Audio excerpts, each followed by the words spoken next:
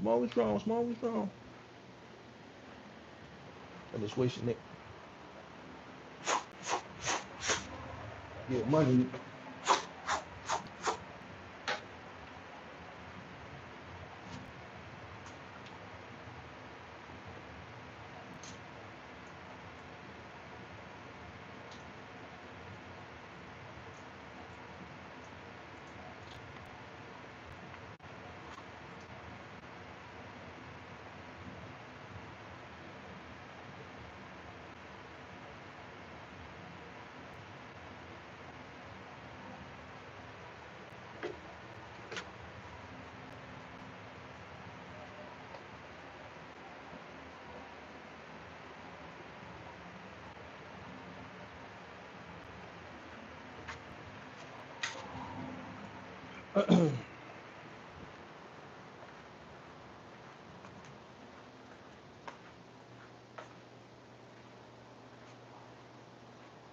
What up?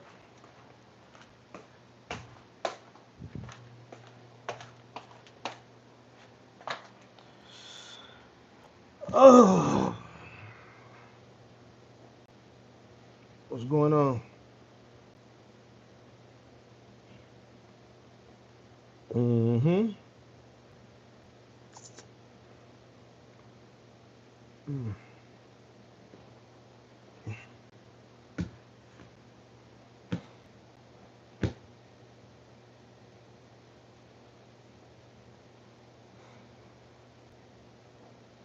What's the deal?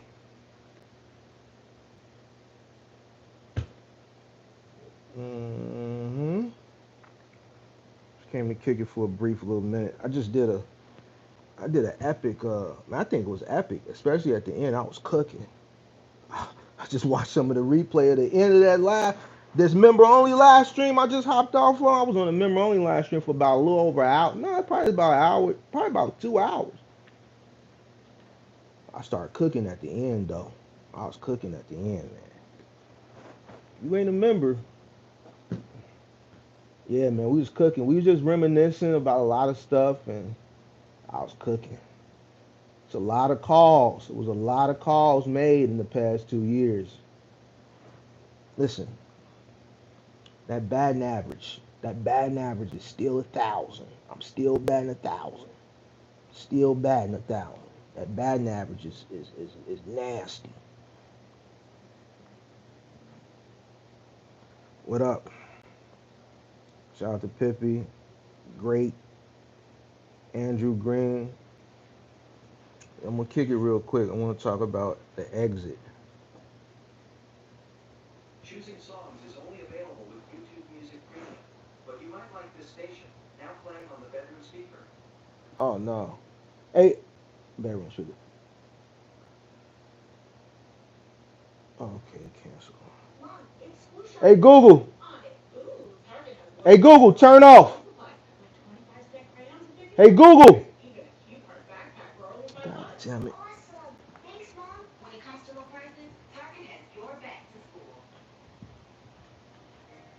Hey Google, turn off.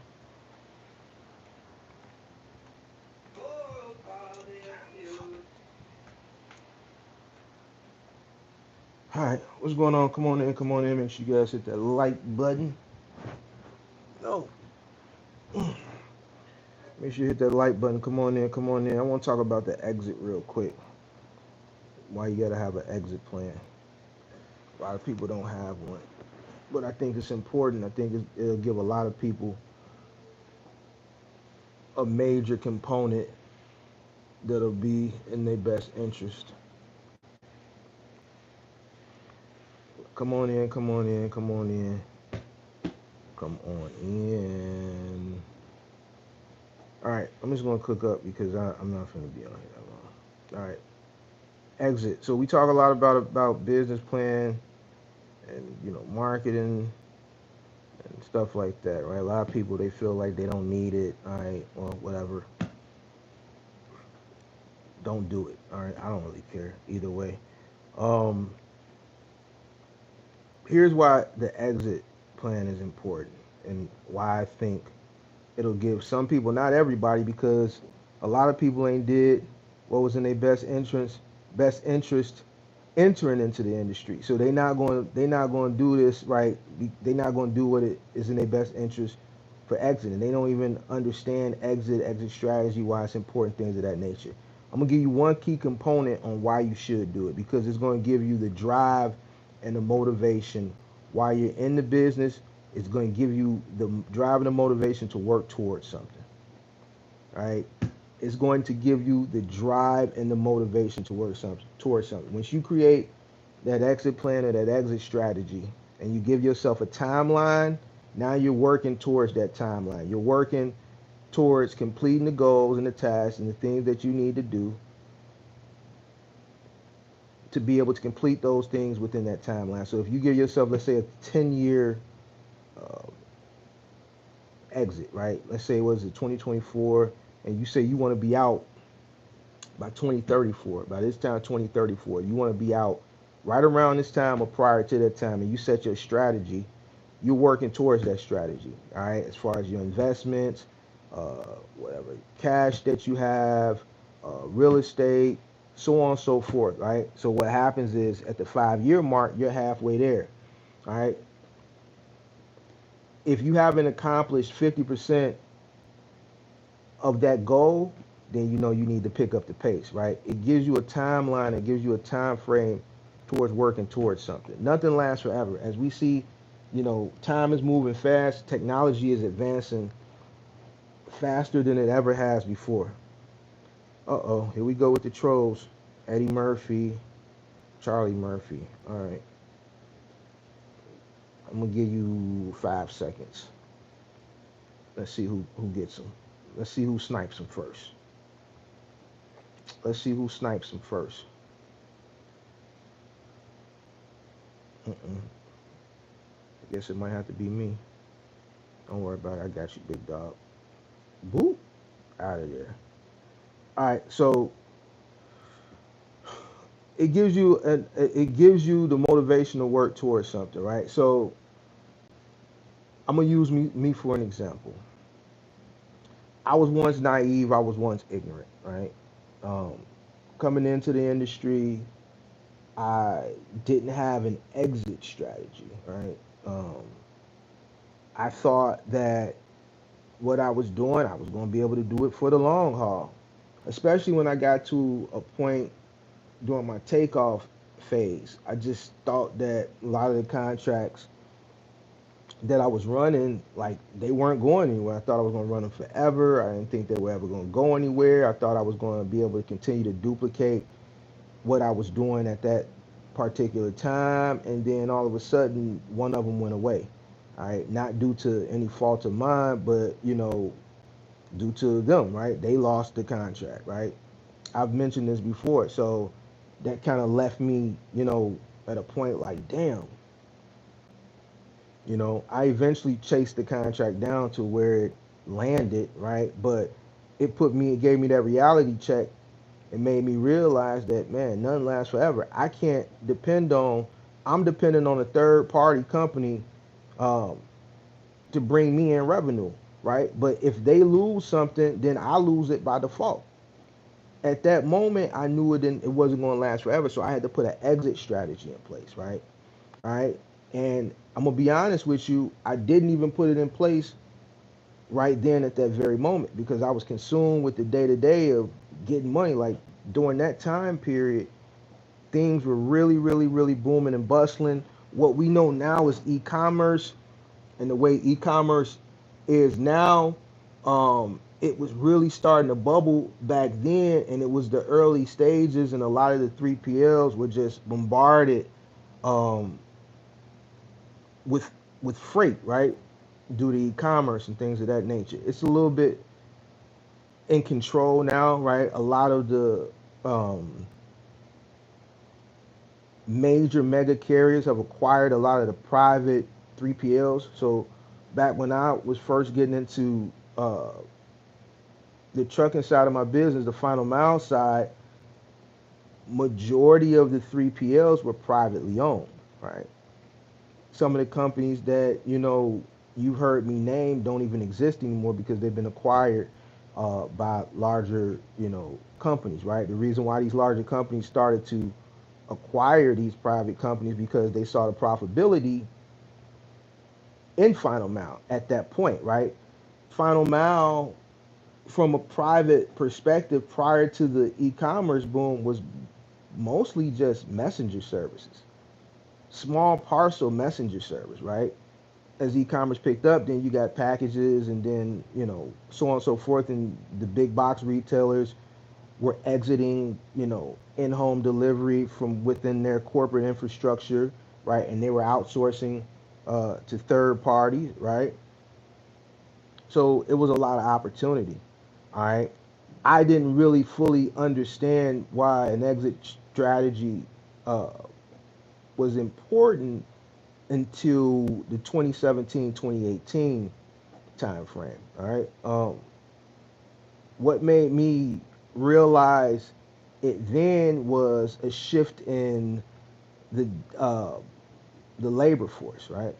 Um, I started to see a trend. Right. Um, the trend had been bubbling for maybe at that point maybe 4 or 5 years now. um, and that was the gig economy, right? Um,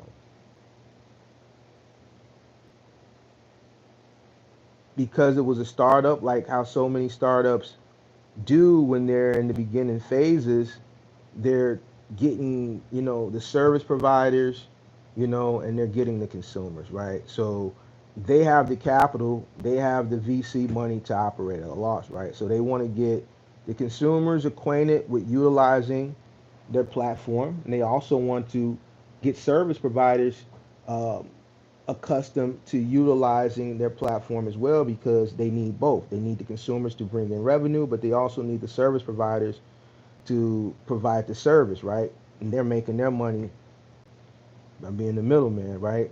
Um, and with what they were paying service providers at that time, because they were trying to get them to, come over to their platforms, right? It was premium, right?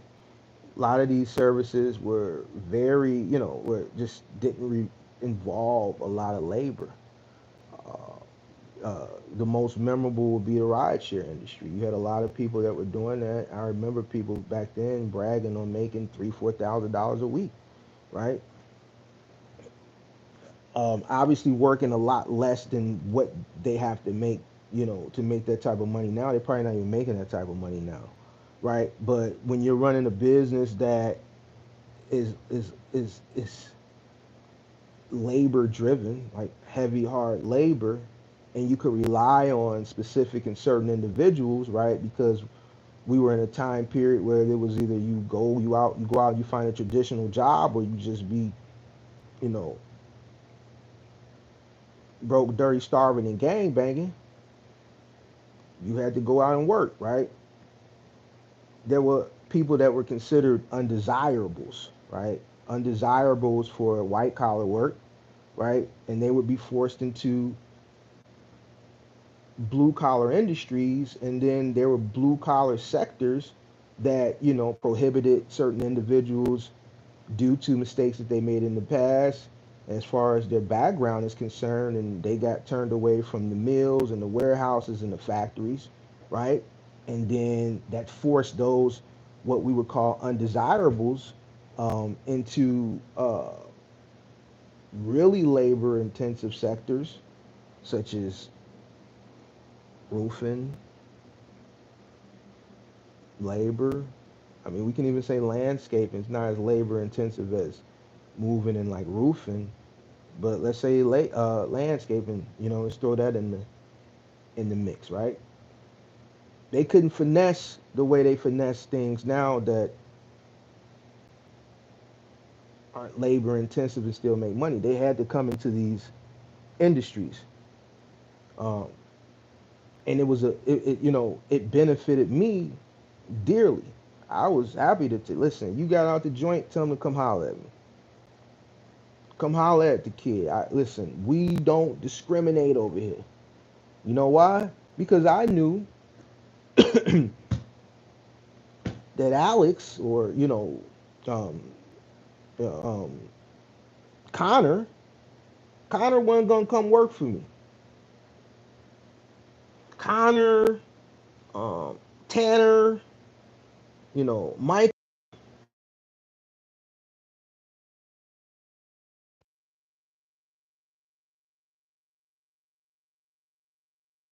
These guys was, graduated MIT and University of Chicago, an engineering degree, whatever. They weren't gonna come do this type of work.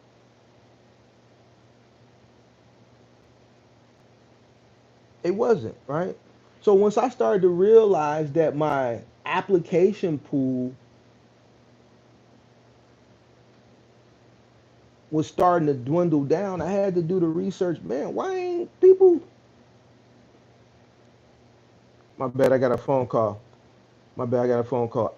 So once I realized that, the overabundance of applicants that I would get prior to that time period, it just wasn't a lot of people flooding. There was still people coming. Don't get it twisted, but not like how it used to be.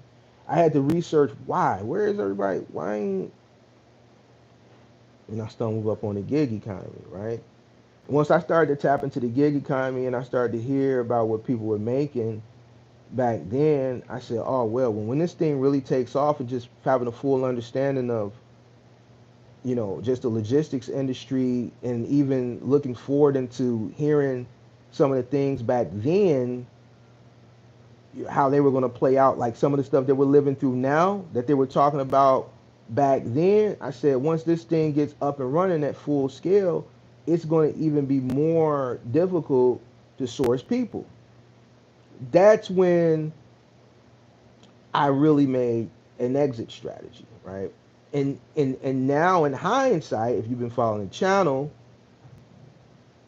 you see how making that exit strategy benefited me. Now, I made my exit strategy 2017, 2018 for 2025. I was at a point where I had already started, investing, right? I was at scale, company was profitable, So I gave myself 7 more years, right? Now within those 7 years, I set a plan, really, really, really taking investing a lot more serious than what I had been, so that in 2025 I got out, right? Because that was the scope of time that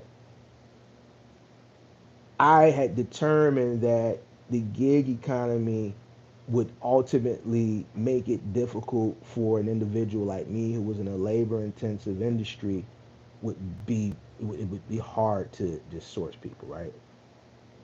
All right, fast forward 2020.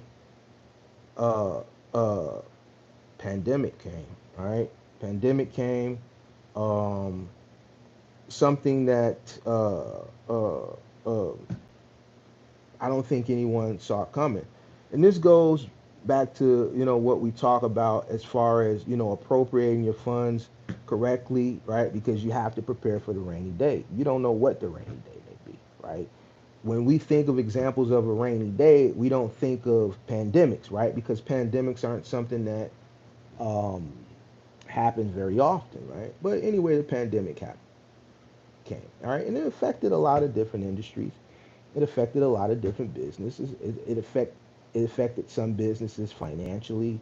It affected some businesses the way it affected me as far as talent wise. We were already profitable.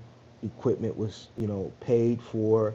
I didn't have a bunch of overhead, right? So on and so forth. But you listen to someone like Costas when he came up and gave his story. He who was running a cargo van now. He ran a successful restaurant here in Chicago and the most prestigious community in Chicago, which is Lincoln Park. You're talking about a multi-million-dollar restaurant, and the restaurant industry was one of the industries that got affected the most. It put him out of business, unfortunately. You know what I'm saying? Um, because he wasn't able to operate, and he had, the cost to run a restaurant, and the margins are so small, and some companies just weren't able to survive just off of carryout, right? He ran a restaurant and bar, right? It affected me from a people perspective, right? Because a lot of the individuals that worked for me, they played the game, the PPP game, and And what happened was that really boosted the gig economy, right? What it did was it sped up the progression of the gig economy, right? It put it on steroids. It pumped more life into it because the gig workers were the ones that were really out here making the money. They were the ones that were celebrated because of the cause of the pandemic, right? As far as the C word, right? I don't want to say it. People were grateful that these individuals are out working. So these guys were not only making money, but they were making hella money off tips because people had that sentiment. Well, you know what? You're on the front lines. You're out here risking your life to deliver me my groceries. You're out here on the front line to deliver me my food. You're out here on the front line to take me to work. It it forced some companies that weren't, you know, let's say signed up to have, let's say delivery, right? Or let's say restaurants who didn't offer delivery to sign up to these platforms because they needed these platforms in order to be able to survive. So not only did I have and see how people come in, they leave. This is boring to people. This is boring to people, and I love when people don't tune in to the shit that's educational, and this is why they fail. But here's the thing: when the pandemic happened, I had to shift my exit strategy from 2025, right, to the end of 2022. Now, I didn't even realize that until towards the end or halfway through 2020. I gave it some time. I really had to understand, and I really didn't understand because we kept getting mixed information from different sources. I don't think anyone really knew what to think still in 2020. So I had to do my own due diligence. I had to go back to the influenza pandemic and I had to do my research there. And I saw that that lasted for 3 plus years, and things were shut down and everybody had to wear masks.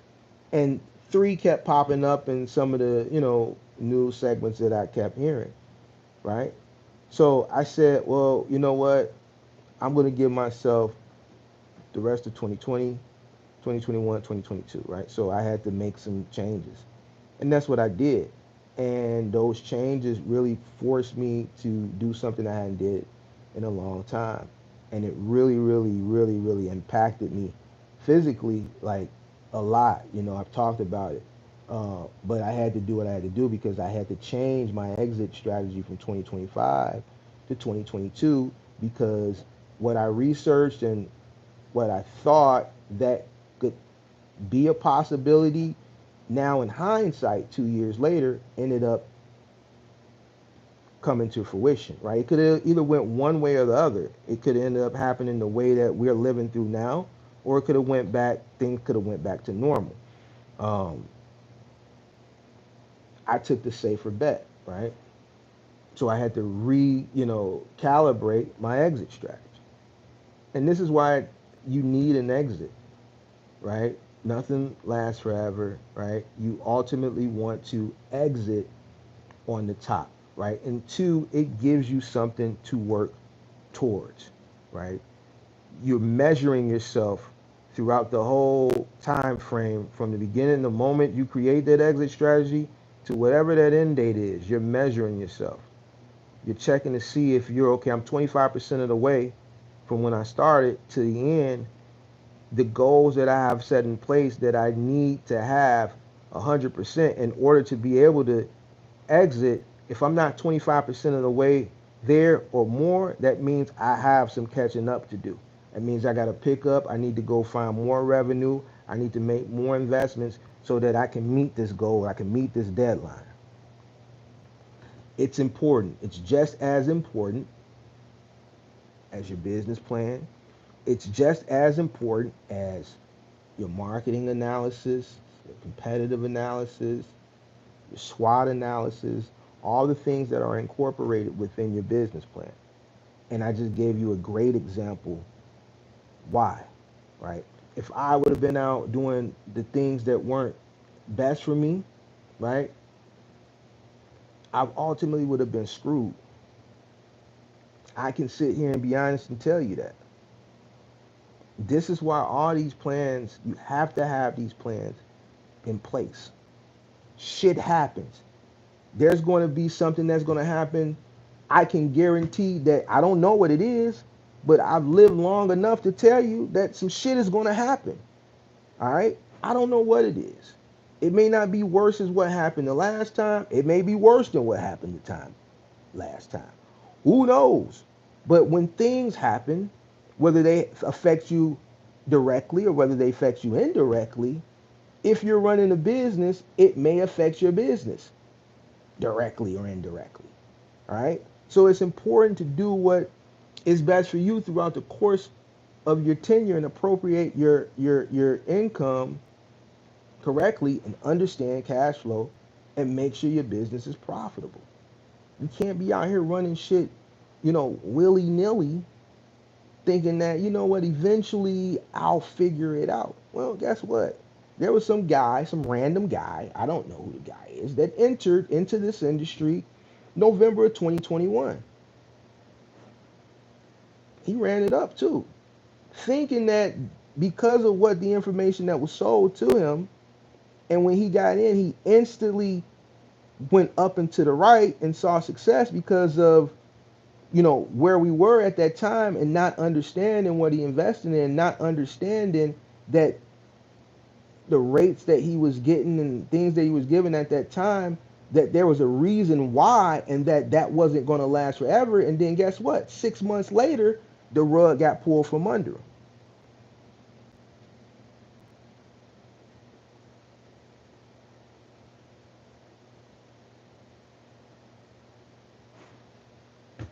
It happens, right? And guess what? In those few months that he had where this individual made an exorbitant amount of money, didn't do what they were supposed to do with it. Didn't appropriate it right, didn't invest it right, didn't do nothing with it. So now when shit happens, not only do you don't have the cash flow to sustain, you ain't even got nothing to show for it. You ain't even got nothing to show for it. Listen, it's people out here that be running their business for years. They've seen ups, they've seen downs. They've seen some hella ups. And then once it's all said and done, they ain't got shit to show for it. Nothing. Everybody that's in here probably know at least one person like that. They ain't got shit to show for it because they didn't do what they were supposed to do. You feel what I'm saying? So that's why an exit strategy is important. It's just as important as your business plan. Your business plan you need for your entry. You also need an exit strategy. Get yourself, whatever that is. If you're giving yourself 10 years, if you're giving yourself 15 years, you're giving yourself 10 years, you have to have a strategy. All right.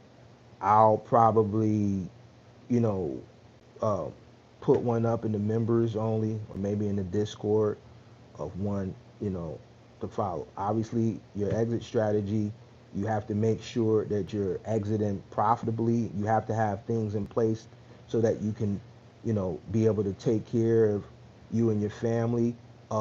If it's investing, your throughout your progress of your active business, right? That you're creating this exit strategy for it. You're taking money from that business and investing into other things so that you can continue to have income come in. There's people that start businesses with the sole purpose of exiting, to sell them.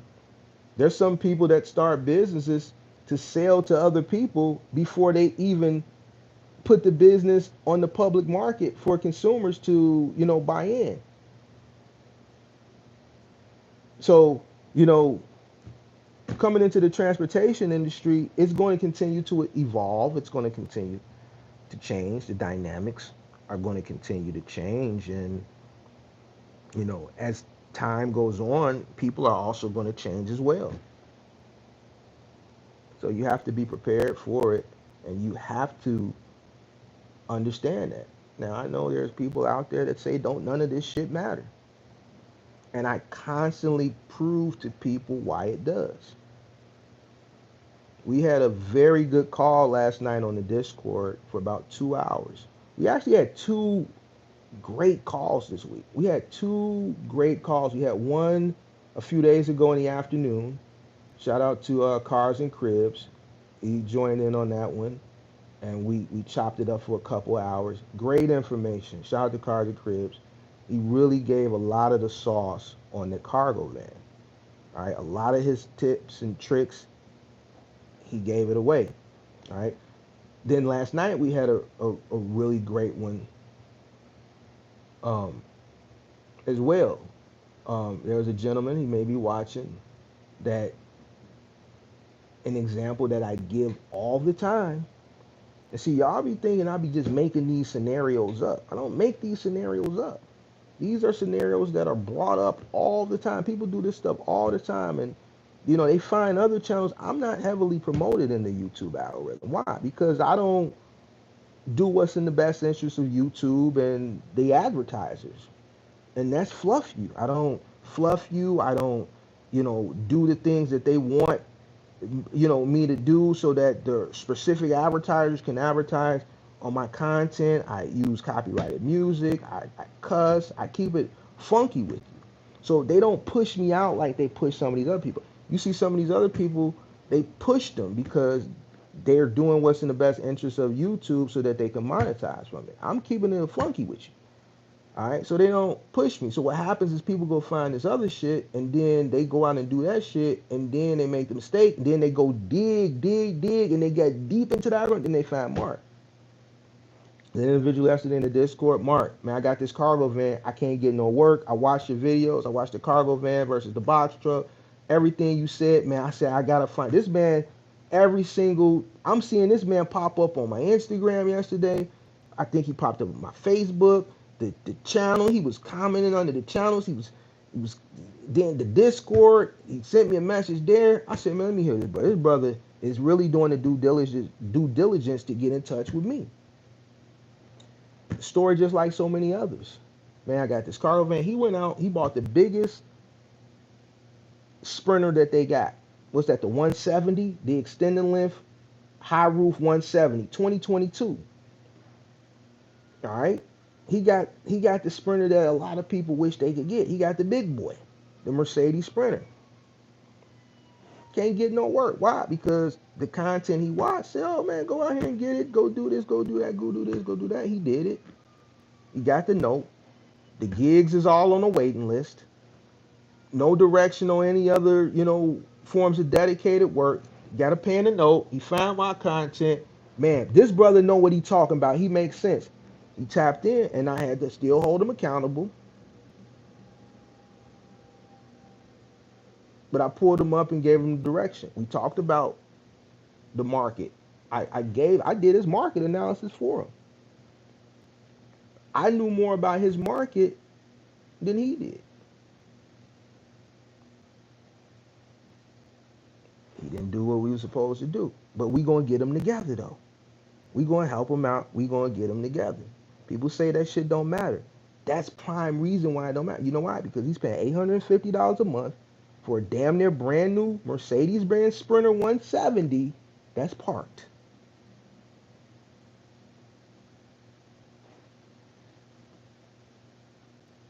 If the information and the direction that I tell people to go about doing things, he wouldn't have did that.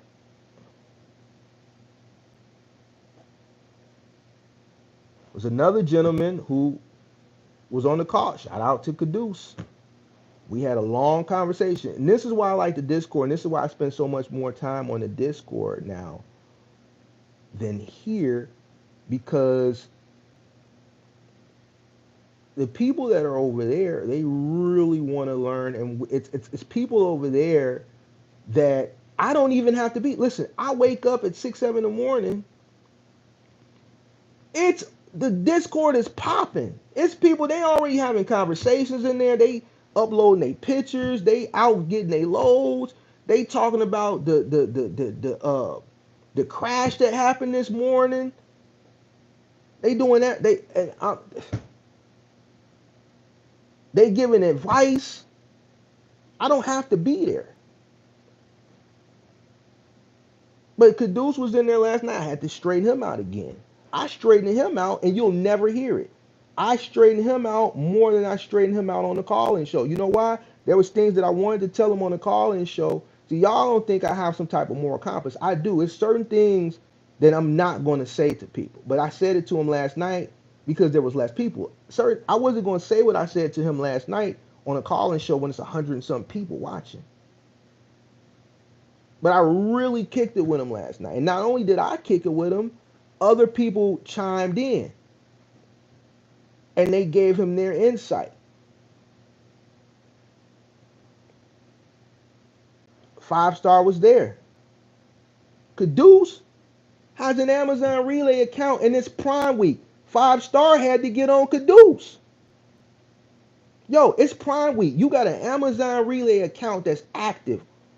I told him, why are you sitting here in the Discord talking to me in the crib?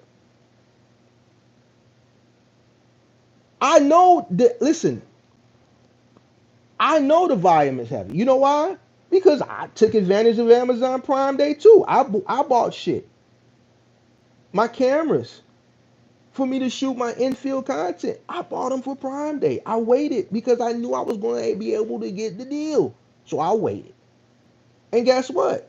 I said this morning, members only card. I didn't realize I had to get the memory cards for them. So guess what? I go order the memory cards. I get the Amazon memory cards. Why? Because it was $50 cheaper. And anything you order Amazon Essentials, you pretty much get that the same day, depending on when you order or the early next morning. I could tell the volume was high because even Amazon Essentials ordering that shit Thursday, they told me with my Prime membership, I wasn't going to be able to get that shit to Sunday. Damn, it takes this long. Usually your Amazon Essentials, your Amazon Basic shit, you get the same day or the early the next morning. Why? Because they got their freight at every single terminal. Sunday? Oh man, they got a lot of volume. But you know what, Mark? No problem. For the $2.99 ski, we'll have it there between 4 a.m. and 8. I paid the $2.99, right? Because I didn't want to wait to Sunday because I know the volume is heavy for Prime Day, right? I got common sense to understand why. Five Star had to get on, bro. It's Prime Star. The volume is crazy. He uploaded a picture in the Discord. I knew it because I'm waiting 3-4 days for a goddamn SD card that's right around the corner. And you sitting here talking to me in the Discord from the crib. You can sit and talk to me from the Discord like all these other guys when we be talking on the Discord, having our calls. They be on the road.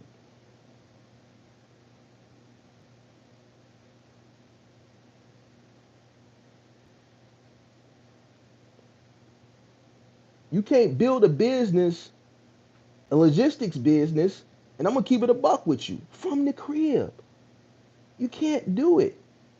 Stop listening to these people that never did this before. Like, stop.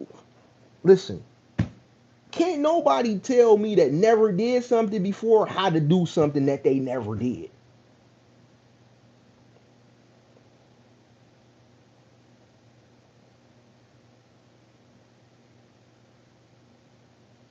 It's cut and dry. You see a lot of people, they tell people how to do shit that they never did or just started did it, and you hear complaints.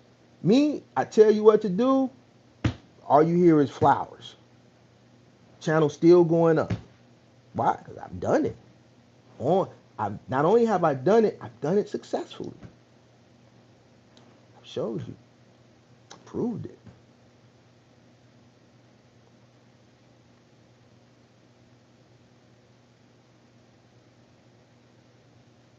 Caduce, he wants to build a logistics business from the house. It's not going to happen. It's just not going to happen. Not in 2024. It's Prime Week and no direction, no plan, no nothing.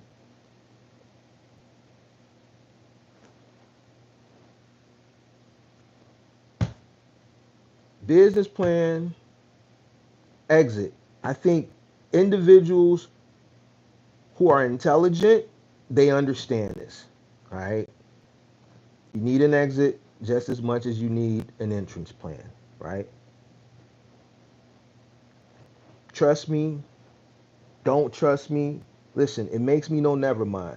Something else that we also talked about, not on the Discord this morning. You know, I do my membership, my members only. We really be cooking. The Discord and the members only, we be cooking.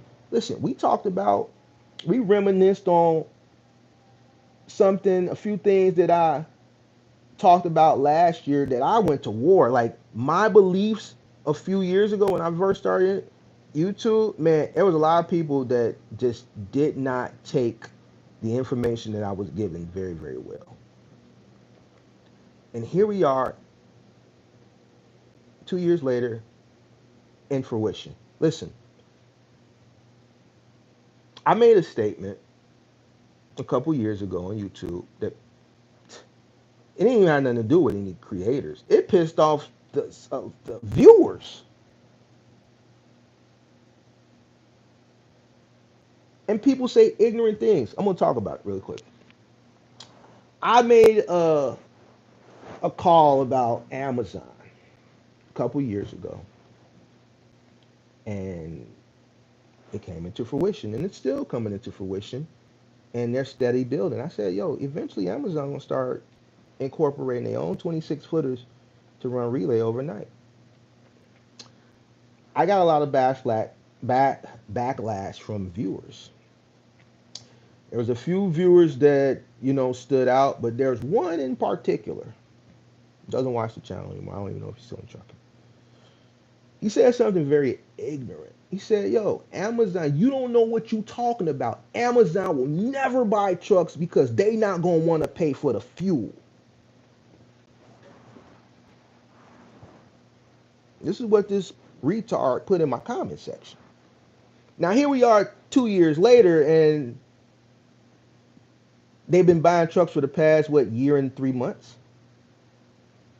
They've been incorporating them into the overnight, which is a lot of main reason why the rates have changed, because a lot of those orders are going to the DSPs. They just had DSPs that were on the final mile side, the package delivery side, that understand operating a business at a large scale. They understand razor thin margins, and they understand how to manage cash flow. Listen, you guys are some of the most successful DSPs we have. Over on that side, we're implementing this new plan because we just got issues over here. We're going to buy our own trucks, and we need you to be the early adopters of coming in, being DSPs on this side. Person said, oh, well, Amazon will never do that. They're going to always need us because they ain't going to want to buy their own trucks because they ain't going to want to pay for their gas. Now, let me tell you how ignorant that was. And I expressed to that individual, but I'm going to be a little bit more harsh now because it's coming to fruition. I can talk my shit. What on God's green earth makes you think Amazon gives a fuck about paying for fuel? And see, this is why they don't push me in the algorithm, because I have to really use certain words to really push the point. You think Amazon gives a fuck about paying for fuel? This is when individuals who don't understand market cap, companies that are profitable, that just have cash to burn. Let me explain something to you. Amazon created something that hadn't been done before, which was pushing up the delivery time. Anybody that was in this industry over a decade ago, the delivery turnaround time that you have today didn't exist 10 years ago. You had to wait 5-7 days. All right. Amazon said, you know what? Fuck it. We finna do 2-day delivery.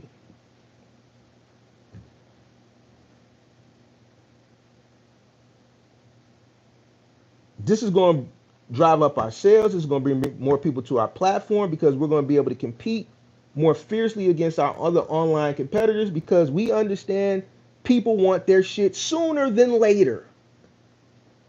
We're going to create a subscription-based model. We're going to offer the delivery free to the people who subscribe so that they can buy everything from us because they're already paying a flat fee for the subscription. And this is how we're going to primarily make most of our money.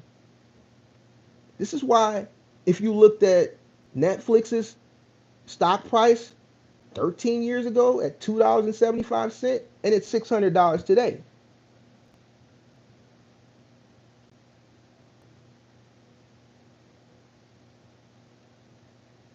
So with doing that, it drove more people in. In order to meet the demand from the consumer, they had to bring in service providers. I talked about how I already saw the shift in the DSP side when I applied to be a DSP in 2014. The DSP program that you see today is not the DSP program of 7 or 8 years ago. It's different. They had to change it. You know why? Because when you had DSPs back then that had to onboard with 5 vans and they upped it to 20, 30, a lot of these guys never ran a business at that magnitude. They didn't know how to manage a business at that magnitude, especially meeting the demands of Amazon at that point when they were on their takeoff phase. They didn't understand razor thin margins and they didn't understand how to manage cash flow because these were individuals that were used to operating 1 or 2 vehicles. So there was a lot of problems. Amazon had to grab the bull by the horns. Why? Because they already had put themselves out there on the 2 day delivery, right? They set a standard. They had to live up to it. So you know what? We're going to change that program because we see that a lot of these owner operators, they don't have the cash flow to be able to sustain or manage their fleet. When things happen, they can't afford to pay for maintenance, PM. You got trucks breaking down. You got this happening, that happening. We're going to have to buy our own vehicles and lease them back to them and take the money out of their settlement, and we're going to have to put a third party company in between us to manage the fleet. We don't want to even deal with them directly. That's why they have the company element as their fleet management company. They're the liaison between the DSP and Amazon. Now it's a little bit more sustainable.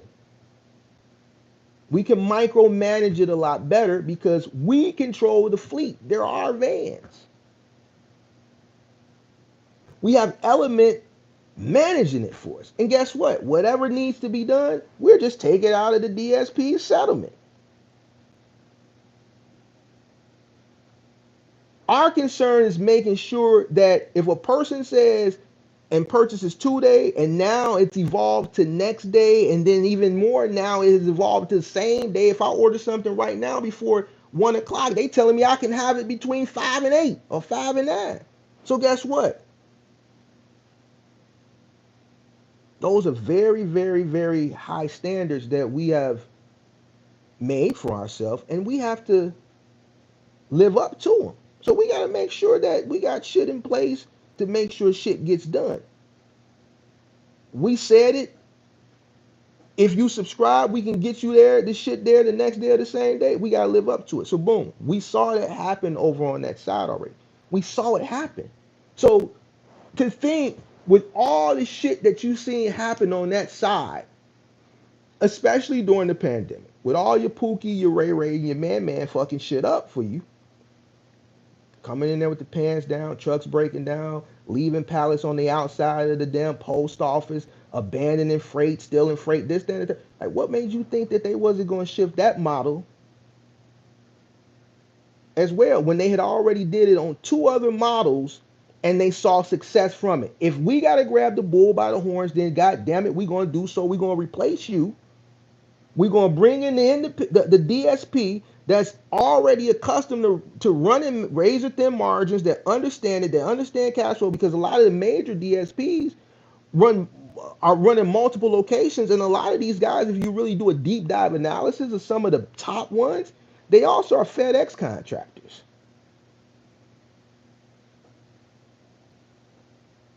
So they already used to operating at this magnitude. They understand logistics at scale.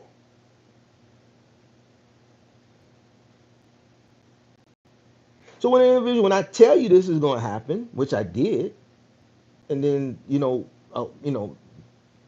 viewers, well, they'll never do that because they're not going to. Have you looked at Amazon's market cap? You think they give a fuck about paying for fuel? They're going to end up charging it back to you anyway. Let me explain something. Let's take it even further. I didn't say this that time, but I said it on the members only. Let me explain something to you. If Amazon had to, for the people that run Amazon or ran Amazon that failed at it because they would never thought that Amazon would have purchased their own truck because they want to pay for gas. I'm talking to you. You've been to an Amazon facility. Most Amazon facilities are massive.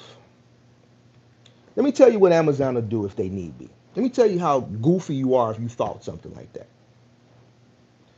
How much it costs to drop a tank down in the ground nowadays? About $1 million. Let me tell you what they'll do.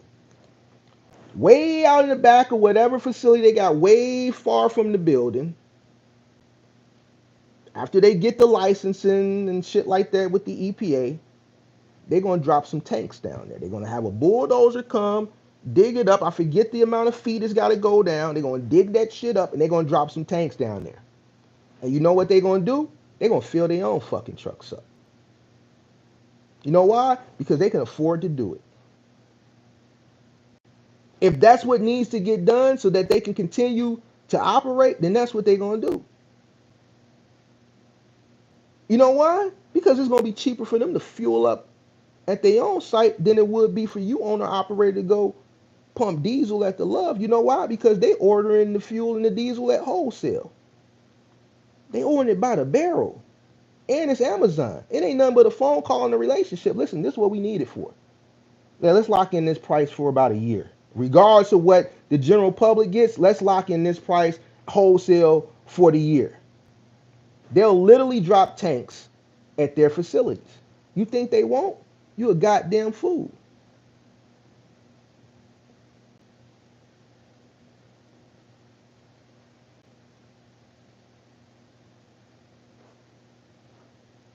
How much you think each charging station for the Rivian vans?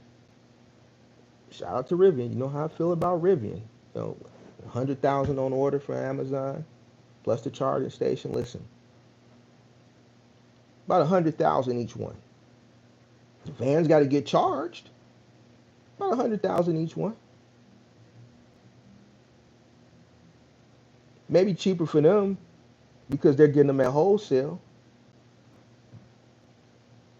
But to me and you, it's going to be a lot, whatever it is. They got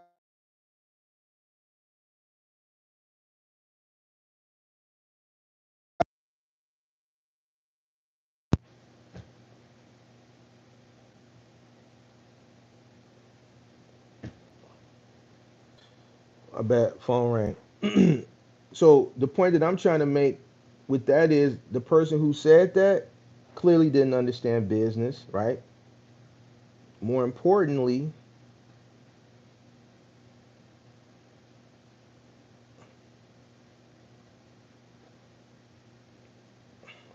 never mind. People like that say shit like that are people who I always talk about and make fun of that we need. Those are the people that we leave left holding the bag. This guy said Amazon ain't gonna want to pay for the fuel. That was listen. That was some of the dumbest shit I've ever seen a person a comment. That was probably one of the. That probably was the dumbest comment I ever seen somebody leave. Like they'll buy their own fucking tanks if need be, and put them in the ground at their facilities and have their trucks fill up on site way cheaper than you would have to go fill up at the Loves. And that's the truth. So keep thinking dumb shit, and I'm gonna keep proving you wrong every single time. It may not be right now at that moment. See, a lot of people, when you say certain things and you forecast, right, because it's not happening right now, they don't believe it. It's not the fact that I'm not right, it's just not right now. But I prove them wrong every single time.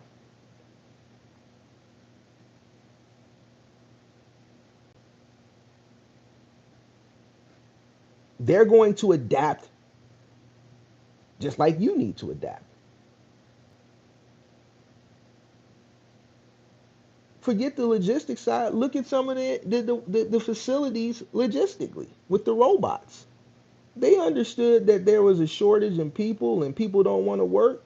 And not only that is it's cheaper. Why? Okay, we invest into the technology now up front, but guess what? We ain't got to worry about injuries, lawsuits due to injuries, paying insurance, paying benefits. We don't got to worry about that. We buy the robot, we pay whatever the robot costs, and we run that bitch. We ain't got to worry about them calling off of work. We ain't got to worry about none of that.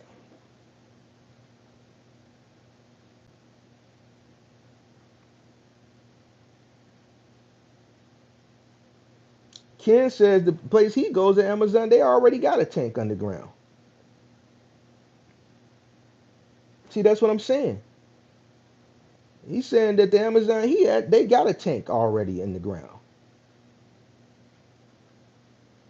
So there's another guy a year and a half ago that I proved wrong. Here we are today.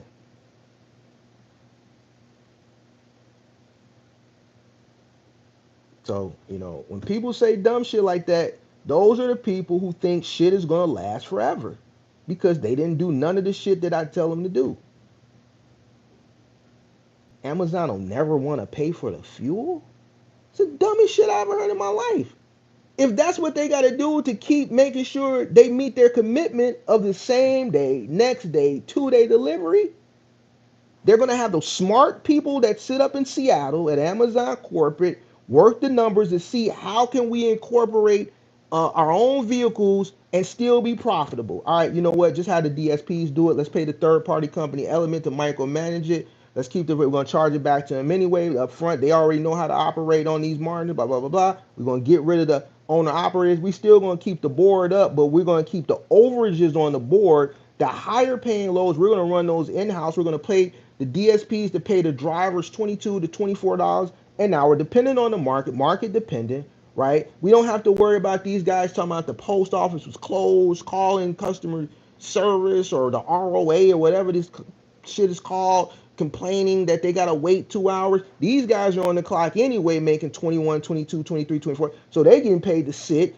We're still coming out ahead. You know why? Because our business model is based on subscription, so our margins are still huge anyway. Plus, we got Amazon Basics, Amazon Elements. So even on the Amazon seller side, we're robbing people. We're kicking ass over there too because this is America and this is capitalism. We're a capitalistic company. So we're going to look at the shit that's selling on that side. Okay, okay, this guy is making gazillions of dollars a year off selling SanDisk memory cards. Well, we're Amazon. Let's get with the manufacturer. All right, he's selling the 128 gigabyte memory card for $64. All right, no problem. Let's place an order with them. We need to take an order with SanDisk. Tell them can they make our own branded Amazon disc. All right, we're willing to order about 4 billion of them up front. All right, now we can undercut the person who's paying us 30% on our platform that we coerce them to sign up with to be an Amazon seller so that they can make a lot of money. And we're looking at the behind the scenes analytics, but they don't know that we're in the process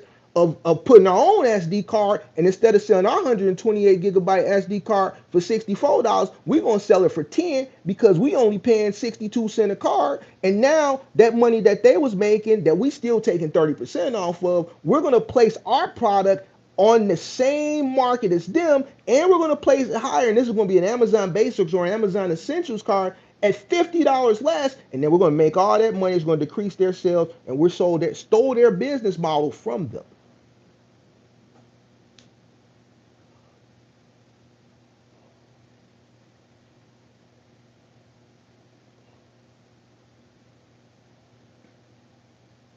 So keep on thinking that shit gonna last forever. They got all the data. They not just doing it to you. They doing it to the people that's Amazon sellers too. What's that shit called? Amazon Essentials, Amazon Basics? Literally, I ordered some SD cards. I was finna order the SanDisk for 65. I seen the Amazon Elements $10. Let me get that. I'm saving $50 a card. Yeah, let me grab him. Like I don't need the Christian Louboutin of SD card. This shit all do the same. It holds memory. You know why? Because they looking at the data. Well, we can manufacture this. Guess who manufacturing? The same company.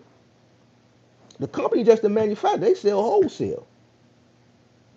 They don't care who buy. Listen, you want us to you gonna place an order for this many? All right, no problem. Yeah, here go the wholesale price, a unit. So not only they fucking you up on that side, they fucking the Amazon sellers up too. Stop thinking these capitalistic companies is your friend and they looking out for your best interest. They looking out for their best interest and they using you. So you got to get what you can get out of them while you can. So how you think the people who was making money hand over fist as Amazon sellers at some point because Amazon didn't have an Amazon Basics or an Amazon Essentials product similar to theirs. They were making the most money, and then Amazon saw, well, damn, this motherfucker selling microfiber blankets for fucking $10, making a killing. This motherfucker, this Amazon seller, look, the guy, yeah, he's selling them. All right, let's do some research. Okay, we see what he's doing. He's buying containers. He's getting the containers from China for the low though. Because he's buying containers, he's getting them at a wholesale price of X. That means we're taking 30% and he's making a killing. All right, how much can we produce? But we can get them. We can because we got the money. We can order 10 billion of them, and we can sell them for $5.99. Now this guy that was a proponent for Amazon as an Amazon seller selling blankets and was making money hand over fist. Now my sales is going down. I was selling 100,000 blankets a month, and then all of a sudden last month I only sold 60,000. Wait a minute, hold on, what's going on? They do a little research. They go from the consumer side, not on the back end dashboard. They look like if they was looking as a consumer, and they type in microfiber fleece blanket, and then boom, right at the top they see Amazon Basics microfiber fleece blankets, $6.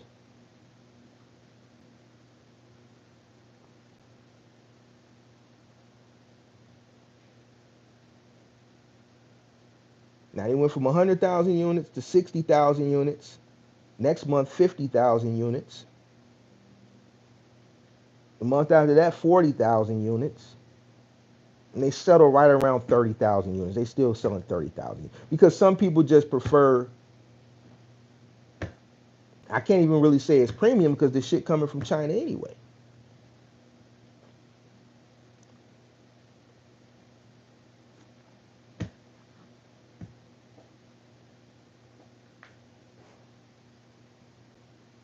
So don't ever say what they won't do because they absolutely will. If they see they can make $1 from it, you think if they're willing to do that to their sellers that they're taking 30% from already, and they're willing to put a product similar or the same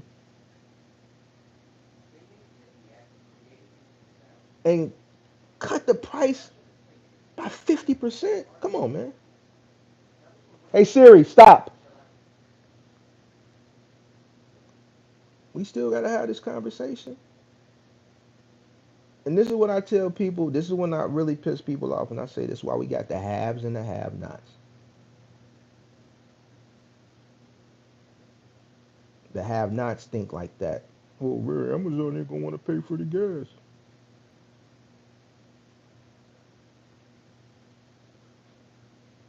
Amazon ain't gonna want to pay for the gas.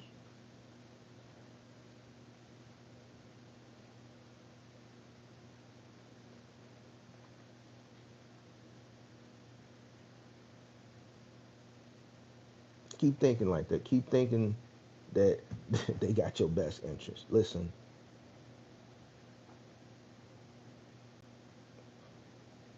keep thinking they got your best interest. While you keep thinking that,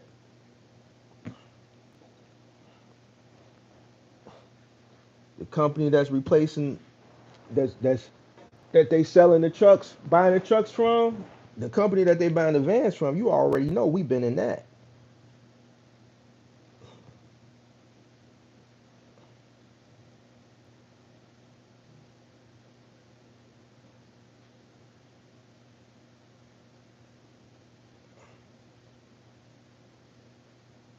This is why most people fail at business.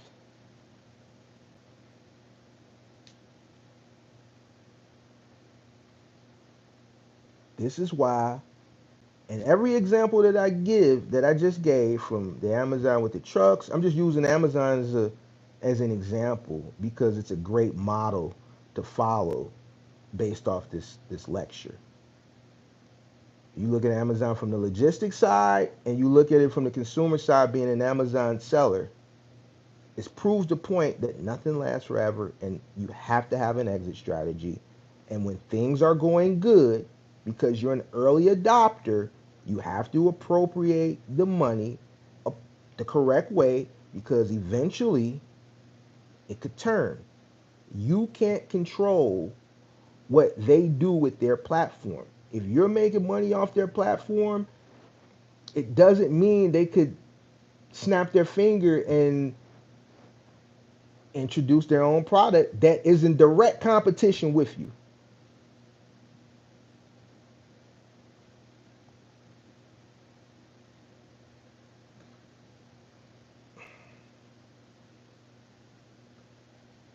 Amazon would never do that. Why would they do that? I'm a seller. Why would they put a product on their platform that would be in direct competition with me? Because they're gonna make more money. Fuck your 30%. We don't listen. Fuck your 30%. Yeah, it was good while it lasted. We appreciate you. We appreciate that we was able to make 30% off your pillows.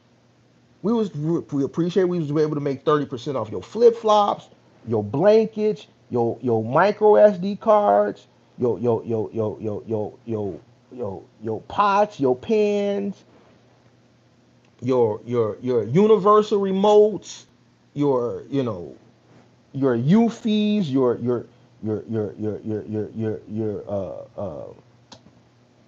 your crock pots, your paper towel holders. We appreciate the last 2, 3 years that you sold X amount of units, and we took 30% off every unit you sold. But check this out.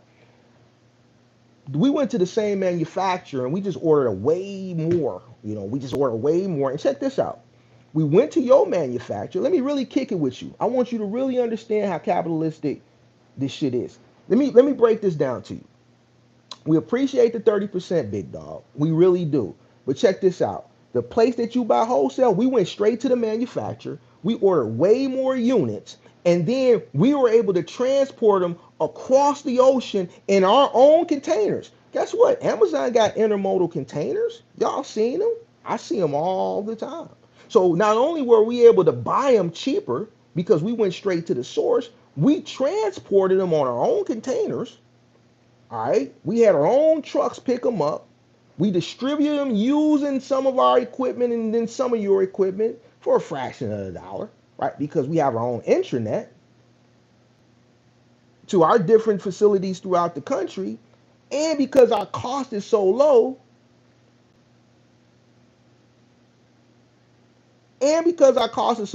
because we have the infrastructure uh, to be able to keep it low, we're going to put our product on the website right next to yours. We're gonna let you stay up too. And we still gonna take the 30%. Your sales gonna go down, but we still gonna take the 30% off the few sales that you get. We're gonna put our product right next to yours and we're going to blow you out of the water. All right? So don't tell me about no Amazon don't want to pay for the gas. You a goddamn fool. This is why you probably not here anymore. And I'm not saying that to be mean or cruel, but that's just the truth. It's business.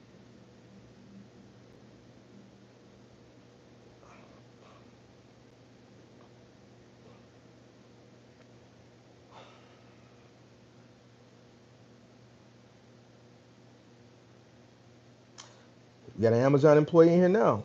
I'm an Amazon driver. It's called TOM team. We are OTR starting pay 23.90, New Jersey. There you have it. Mark was right again. Record labels have been doing that for years, signing artists to a contract, maximize profit off them, then produce a bunch of similar artists and use them to promote the new artists. Yep.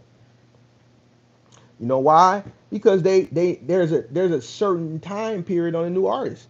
Being a new artist, listen, there's only so many Drakes, there's only so many Michael Jacksons. Most new artists have a short time period. They have a short time period. Very short. Right? So you're absolutely positively right. You're absolutely positively right. Amazon has their own technicians called CBRE.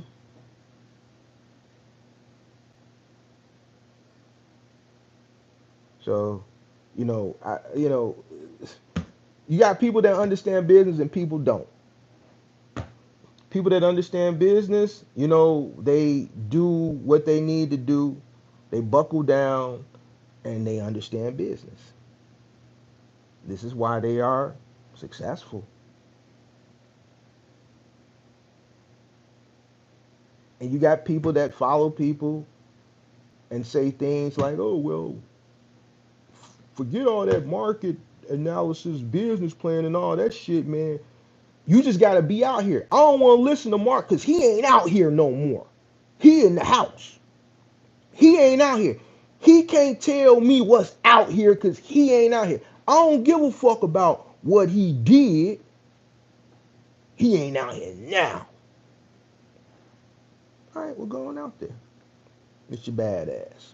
Take your badass out there. If none of this shit that I be talking about matters, the guy who can sit up here and tell you what's going to happen a year and a half, 2 years down the line, person that has never gotten backlash, people just constantly, damn, Mark, you was right, man. I didn't want to listen to you, but you was right, man. Appreciate you, man. You helped turn my business around, man. I was on my way out the door.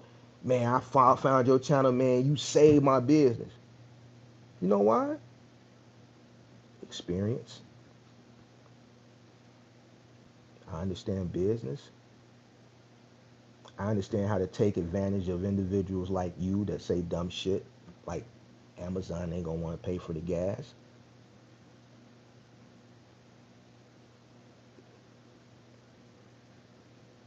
So, all right, man.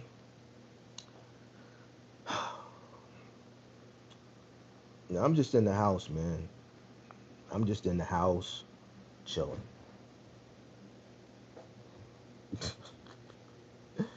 Man, Mark, you in the house? Man, I'm in the house chilling.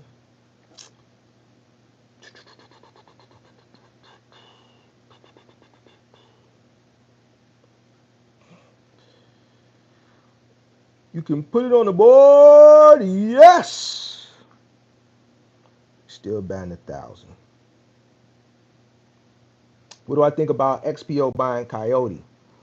XPO been buying companies for years, man. Matter of fact, if you the if you were at the beginning of this live stream when I talked about exit strategy and how initially I didn't have one, and one of the first things that made me wake up and realize I needed one, I had a contract, um, and it was my biggest contract at that time, and everything was going well, and I thought it was going to last forever, and then XPO came and bought this company.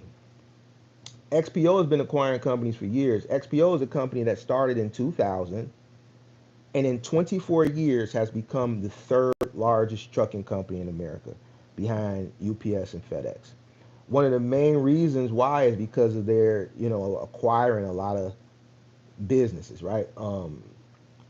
I think it was good for Coyote, right? I don't know, and the reason why is because I think if Coyote didn't, they was going to continue to follow suit like you see CH Robinson and some of these other brokerage firms laying off people, this, that, and the third, and over a period of time, they was going to succumb unless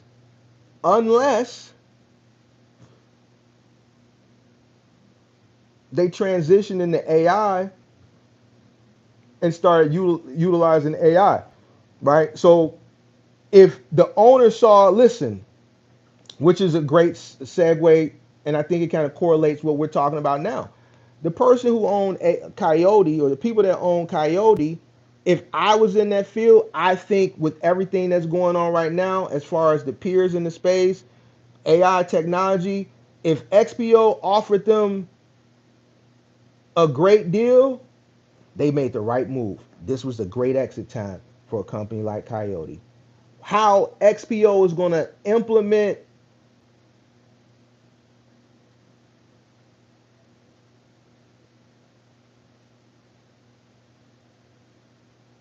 Coyote into their infrastructure, I don't know. I don't know if they probably even will implement it. They might have just acquired it to dissolve it. I haven't really dug into that particular deal. They might have bought it just to dissolve it so that they can continue to be one of the big dogs. They may implement it. I don't see what reason they would even want to implement it into, they probably just dissolve it. But man, I mean, XPO been buying people for years. Some companies they dissolve, some people, some or acquire their asset portfolio. All right, as far as maybe some of the relationships they have, you know, my understanding is, and just from my research and just dealing with XPO in the past, XPO damn near got every contract anyway. So if there's some minimal amount of relationships that Coyote has that XPO probably didn't have, I don't know, man. They probably bought Coyote to dissolve it. David Duncan says, "Face not up your nose." Listen, bro, David, you worrying about the wrong shit, bro. All right, worry about what's coming out of nothing.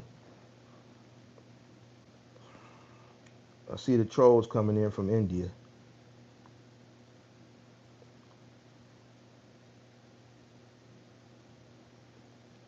Jackson said, "Man, you doing the same thing as me, just sitting in the house." Matt Fortune said, "Good for UPS. Great info. Thanks. No problem." So yeah. XPO, man, they've been on a buying spree for the past 15, 20 years, man. They'll buy you and get rid of you, or they'll buy you because of something that you have. I know when they bought Urban Express, they got IKEA. IKEA was Urban Express's major contract back when I was running under Urban Express, and this is how I folded under XPO because I was running my trucks for Urban Express doing IKEA, and when they bought Urban Express, obviously, XPO became the provider for IKEA, and that was that. That's why they bought it,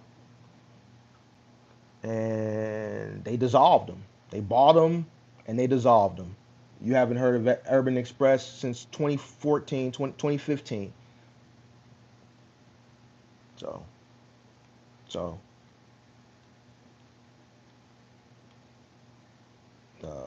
appreciate you. Good question. Matt Forster says, "Oh crap, I remember that." All right, so then you an OG.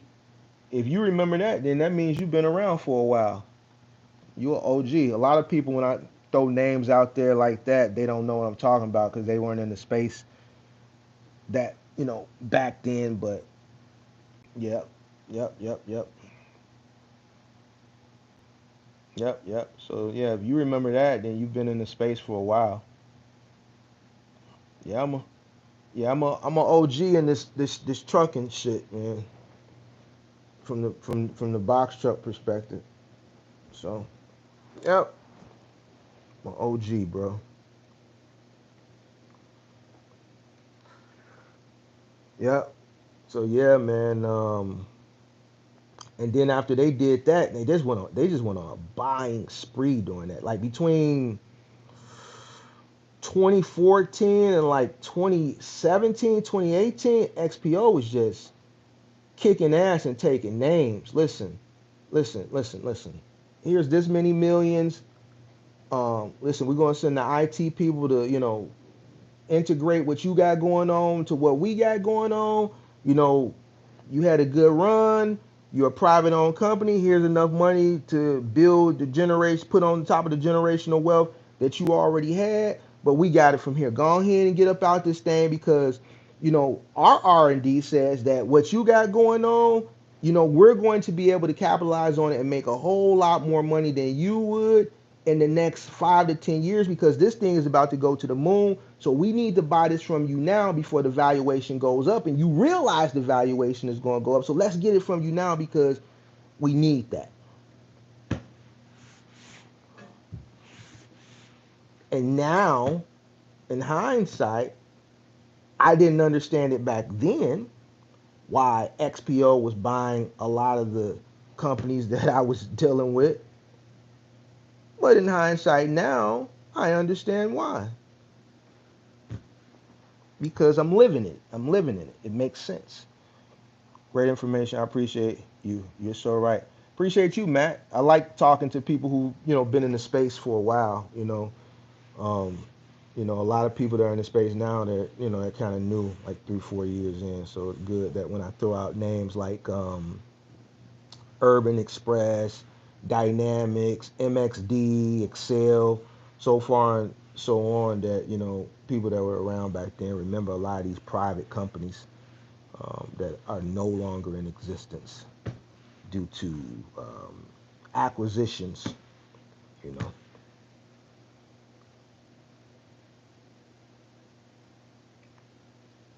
they check in and check out drivers by online Zoom calls. They set up cameras right in the check in and check out. Yeah, I heard about that.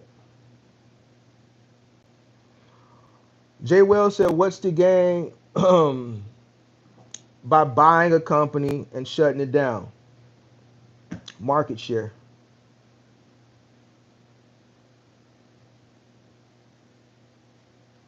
Look at it like this. I don't know how old you are. Sprint back in the day, they bought Nextel, they bought Boost. When Sprint bought Nextel, what did they do? They dissolved it.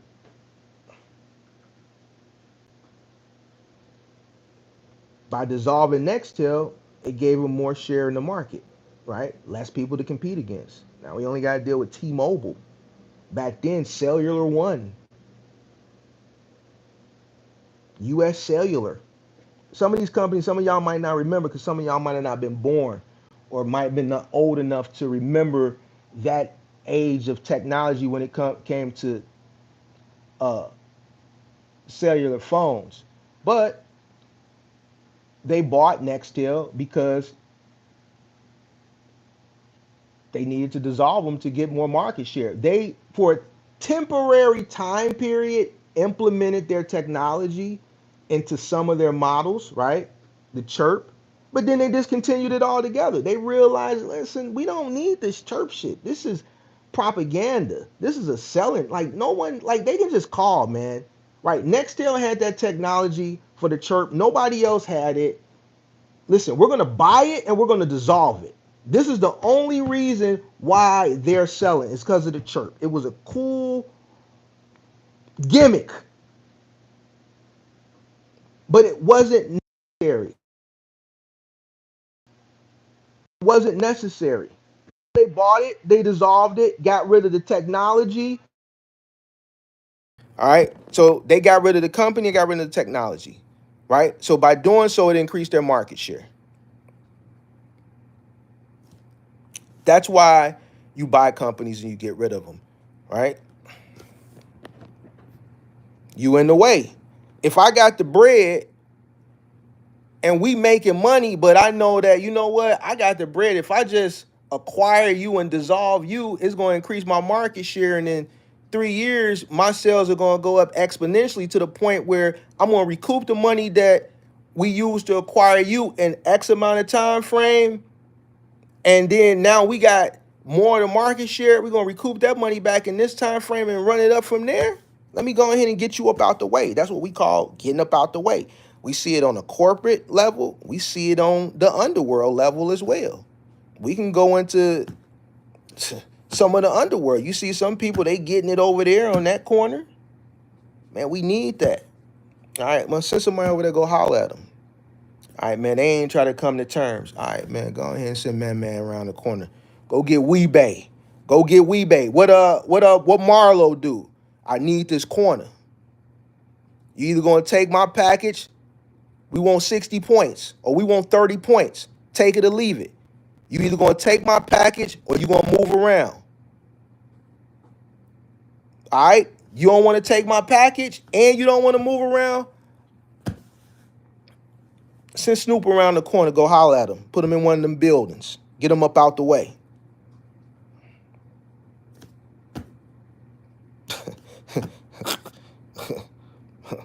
So it's business.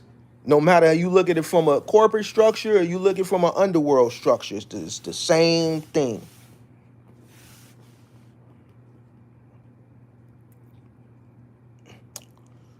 I wanted to know your thoughts on Estes transportation. I used to have to deal with Estes actually when we were dealing with Urban Express.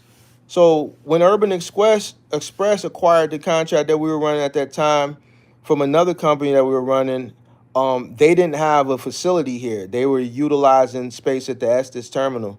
Estes has been around. Actually, I dealt with Estes then, and I dealt with Estes within the past 4 years with a contract that I had called Fitness Superstore, because a lot of the freight that was coming for the gym equipment was coming through Estes.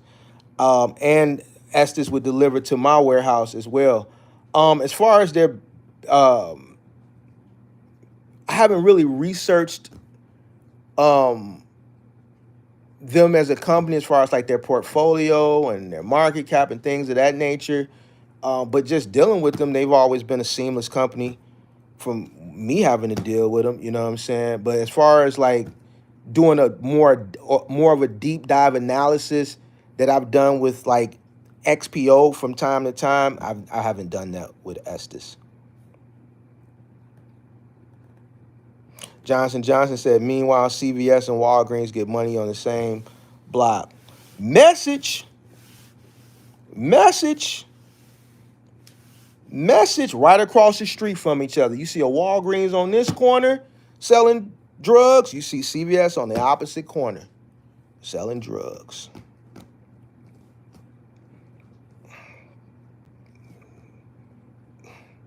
So, it is what it is. So, yeah. So that's why companies acquire companies. Either one or two things. One, they acquire them to gain whatever it is that they don't have. Let's say technology. Listen, this company is going to surpass us in 10 years because they have some technology that we don't have or we don't understand. So let's just acquire that company and incorporate and integrate their technology into our company, right? Or listen, let's just get that company out the way, right? Let's get them out the way so we can gain more of the market share. Or it doesn't even have to be technology. It could be assets, right? Some companies that XPO may acquire is because I don't see it much now as back then. The reason why they were on a buying spree back then in the earlier part of my tenure in the business is because they were acquiring companies that had assets that they didn't have, contracts that they didn't have. This is a big reason why XPO has the amount of contracts and relationships that they have today. Any retailer, any manufacturer that you think of, XPO damn near has it. They got Lowe's, right? And then the shit that Lowe's sells, Samsung, let's say refrigerators that you are delivering through, final mile for Lowe's through XPO. Guess what? XPO also has the Samsung contract directly when you buy a refrigerator on Samsung.com to get delivered. So it's like they doubling up. They got the retailer contract and they also have the direct manufacturer contract.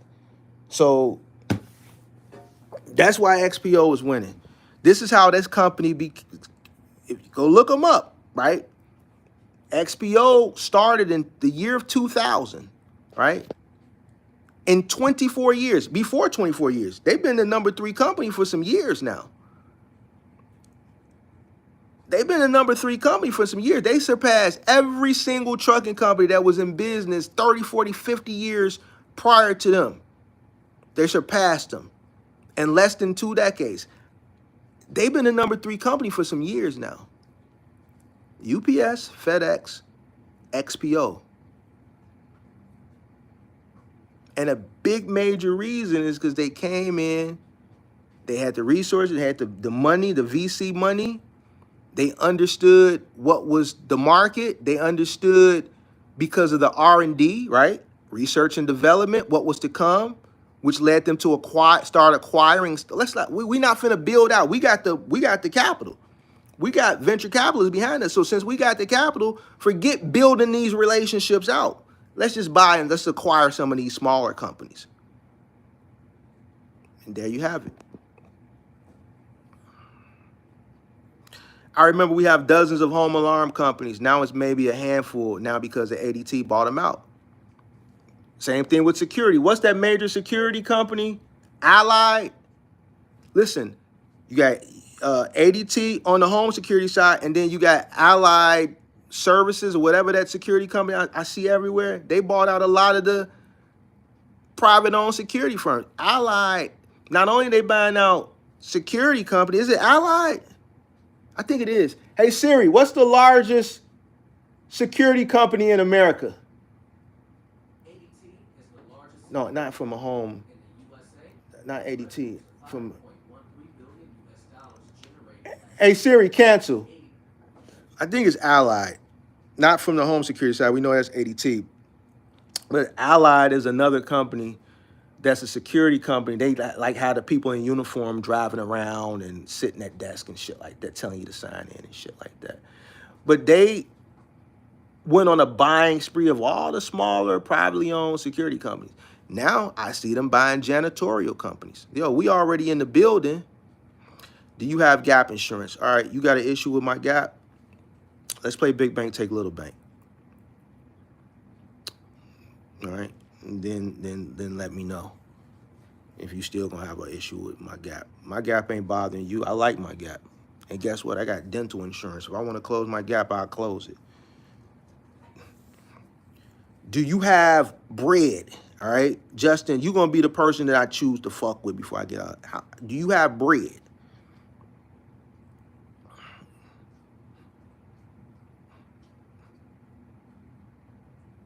You are a man worried about what's another man. Like y'all new generation, y'all love tweaking, right? Until you find somebody that's gonna tweak back with your ass.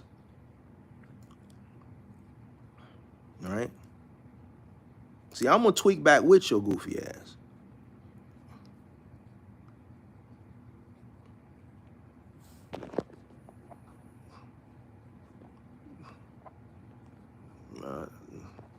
I'm waiting for him to say something goofy so I can tweak with his ass. He worrying about the wrong shit.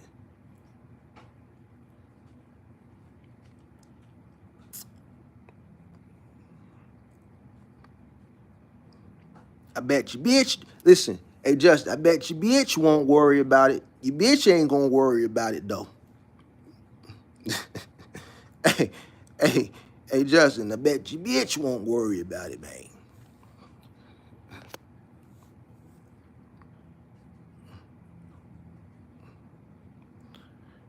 And then here come Ayo Patrol with the pause. See, this is what you call middle Americans. These are the middle Americans. See how I wait to deal with the trolls at the end? I don't let them interfere with the good shit. I tweak with y'all at the end. These are the middle Americans. These are like these. See, let me kick it with you, and don't take this the wrong way. Like the buddy ass from last week that was getting bullied, who went and did some dumb shit. Right? He went on a goddamn what do you call it? A dummy mission. These are like those guys.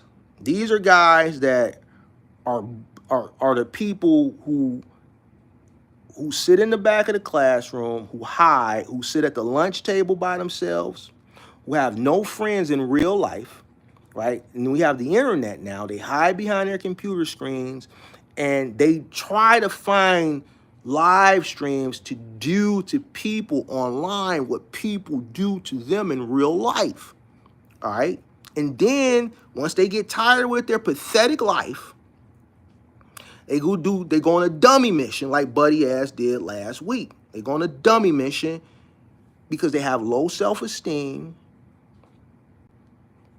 They just suck at life, just pitiful. Life is just pitiful for them, right? They're depressed, right? They can't get no chicks, right? Your bitch ain't worried about this gap. I bet your bitch ain't worried about it, though.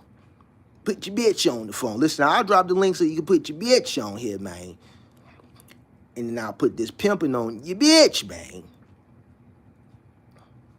Justin, if you got a bitch pimp, you might not have a bitch pimp. All right? You're the type of individual who probably live in Kentucky, Idaho, somewhere, population probably about 6,000 or 7,000 people. You probably never seen a black person in your life. You probably, if you did see a black person, you'd probably be scared shitless. You would probably shit on yourself. You would probably shit on yourself.